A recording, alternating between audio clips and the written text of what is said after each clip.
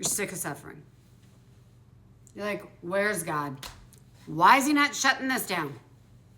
Well, because it's God's divine providence that we learn and show love and obedience through our suffering. You want to know? Because Eve was just chilling in the garden, right? Just chilling.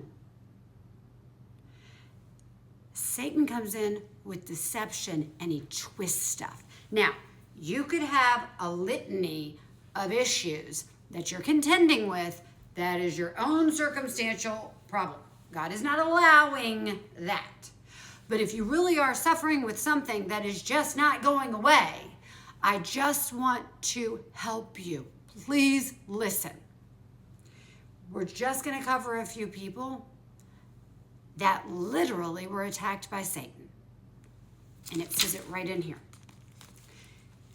Let's start out in Genesis with 3, 1 and 6. Satan so deceived Eve that he comes up and he's like, hey, what's up? It's yummy. Looks yummy. And she's like, oh, no, I'm not supposed to touch it. It doesn't say anywhere she's not supposed to touch it. She was so confused. But did God really say you couldn't eat it? I can't touch it. He never said touch. You guys be careful. Because deception is like a twist of the truth, or it's something to spiral your mind into a place to believe just absolute nonsense. And then there's this. There's like, and God's like, come here. What you doing?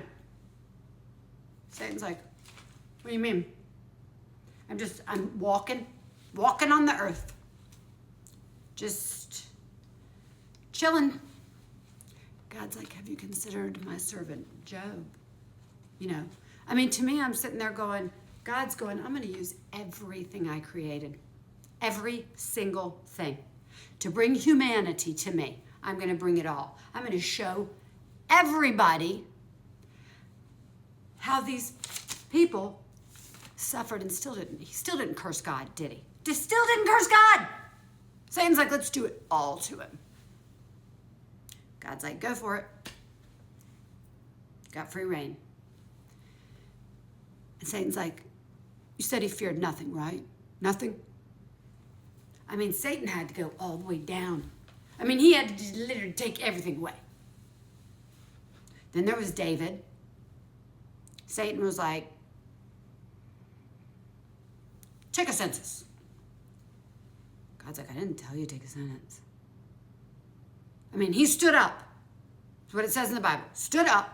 Chronicles. 1 Chronicles. 21 and 1. I'm not going to take a census. Just for the heck of it. God would have to ask me to mess around with statistics. Okay? No, thank you. David did it for Satan. Anyway. What about, who else in the Old Testament? Joshua. That's a good one. You know why? Because Joshua and Zachariah, 3 and 1.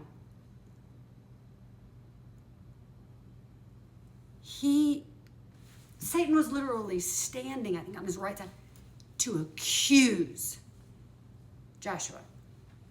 And God was like, I rebuke you. At that point, God wanted to show us, because he was like, Josh was like, looked like he just climbed out of a mud pit. Like, let's get him some clean clothes and a turban. Satan, no, go. Enough over here with this, okay? We did the Eve thing, and we did the Job thing, and David, and all right. Let's jump into the New Testament, because this just keeps going. What about Peter? What about Judas? Peter, oh, that one's a good one. I want to save that for a minute. Judas ate the bread and was literally possessed. Okay, so this is not this is probably like one of the ones where we're like, That's one of the ones where we were like, let's just stay away from that. Right there. he actually was like indwelled by Satan, is what it says. Like inside, entered. God, where is Judas? John 13, 26 and 27. Peter sifted. Now, I want you guys to hear this. Luke 22, okay? Luke 22. Judas is, did I say Judas was John 13, 26, 27? I hope. Oh, I'm dropping everything on the ground. Okay. Hi. Okay. In Luke 22, listen to this.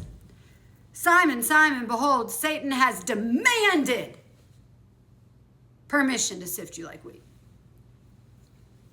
So Peter's probably like, because he's always the one's like, what do you want me to do, Jesus? Let me cut his ear off? Let me do that. What you want me to do? And Jesus is always like, I didn't ask you to cut the ear off. But Peter, he goes, and this is in Luke. I'm acting like everybody knows this, and I'm having a Luke 22, 31 and 32. And then Jesus goes, but I have prayed for you that your faith may not fail, and you, when once you have turned again, basically been out of the sifting thing, you'll strengthen your brothers. Satan was coming after all 12, right? And Judas was just ready for the whole thing. Paul, he had a thorn in his flesh that 3 times. Just get it out. He was tormented with it. And then Jesus was led up by the Spirit and tempted. And Satan's like, if you're the Son of God. If you're the Son of God. And then finally Satan was like, this isn't working. He knows his identity. I mean, there's a lesson in all these. There's a beautiful lesson in all of these. And if you want to pick the biggest oogly boogly monster possible, why not it be Satan? God created him. God's like, I'm going to use all of my creation to show how in Romans I say that I will work all things for good for those who are called according to my purpose. Do not fear. Have faith. And I just want to go down the litany of this real quick, okay? Eve, he spoke. Why? Because God had just spoken the earth into existence, and he spoke Satan into existence, and he wanted to mimic him. David, he moved. Job, he's like, you really fear anything? Joshua, he accused, and God immediately rebuked. Immediately. I mean, he was like, dude, it's nasty. Give him a turban, a white turban. Give him a bath. He doesn't say bath. Entered Judas, tempted Jesus, tormented Paul, and demanded permission to sift Peter. And everybody made it through, right? They made it through. I mean, except for Judas. We won't go there now. But we're going live tomorrow at 4, and I cannot wait to see you guys. God bless you all. The point of all this is our suffering is not always at the hand of God, okay? Sometimes it is for God's divine providence to save others, for others to watch how we handle our suffering, and are we going to let go of our calling and let go of God and give it up? No. Because he built the church on Peter. Job got back twofold. I mean, David still was walking around running. He was fine. I mean, and Jesus went to the cross for us. God bless you guys. I know it was long. If you stuck in, I literally want you to write the word like, put one of those emojis with like the sweat in the brow. Thank you guys. I love y'all. Tomorrow for live, we will talk about anything and everything question-wise you have. And may you go enjoy in peace.